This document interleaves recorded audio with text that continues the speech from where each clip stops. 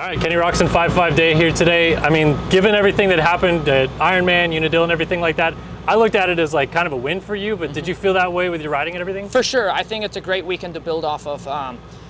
Unadilla was so-so. Ironman was obviously a big crap show, but I kind of knew that coming in just with the way I felt and whatnot, and it just wasn't quite there, but I still wanted to go through the motion and get the anxiety of racing, the butterflies, you know what I mean? That comes with it, because if I wouldn't have done that, I would have shown up here and then it just would have felt a little foreign, you know what I mean? I know we've done this a lot, but after being off for so and so many months, you come to your first race, like things probably most likely won't go the way you want to. So it was just great for me to have two motos today where I could push from start to finish.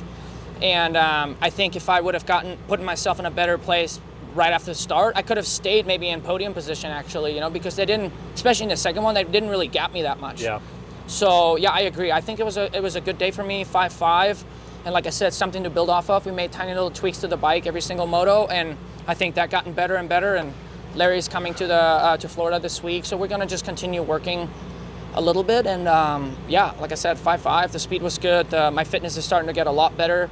Still building, obviously, but it's good to get into a routine on a week basis, right? And I think I can just push that further and further and be faster for longer and just have that little bit of extra to make it happen. In terms of coming back from the injury, like in hindsight, was Unadilla a little bit like fast? Like if you'd had like an extra couple weeks, maybe things would have gone a little bit better? Yes, just because it's a fitness thing, right? Like I took off completely for a long time, and like I said, even once I started riding, it wasn't like I was, okay, you're riding and starting to do motos, because I still had a lot of pain in my leg, and it wasn't necessarily the fracture side of things, but I had a really inflamed quad tendon, and I was really just putting around. So it's almost like the first few weeks of riding don't count, you know? So it did come up pretty quick, but I still wanted to go get a gate drop in. I think it was important for this. And on the fitness side of things, you know, last year I didn't have an injury to come back from. So I was able to work all summer and show up here and actually feel pretty good. So right now I'm not at the level I was quite at last year, but again, I can see that I'm slowly starting to make strides towards that. So that's why today was good.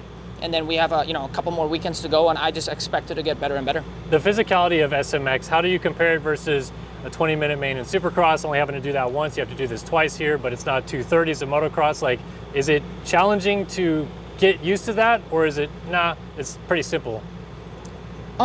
Maybe a little bit of both. You know, I think Supercross is a little bit more intense just because you have jump after jump after jump, turn, that sort of stuff. But nonetheless, like once the gate drops, for whatever the track gives you, you're still gonna go as hard as you can for that time, and you have to do it twice. So I don't know, it's a weird bit of both, honestly. So. Obviously, a lot of people have been asking Team USA about all their plans. When do you go over to Europe to maybe do a little bit of testing before Matterley? And how is the flow of like up and down of having to go 450, 250, SMX, nations back to WSX? Like, how do you manage that all? I don't know, honestly. It's just a lot of everything, which I think is good for you. I don't think the body in general, like physiologically speaking, doesn't like the same thing over and over. So I think it's good to challenge yourself.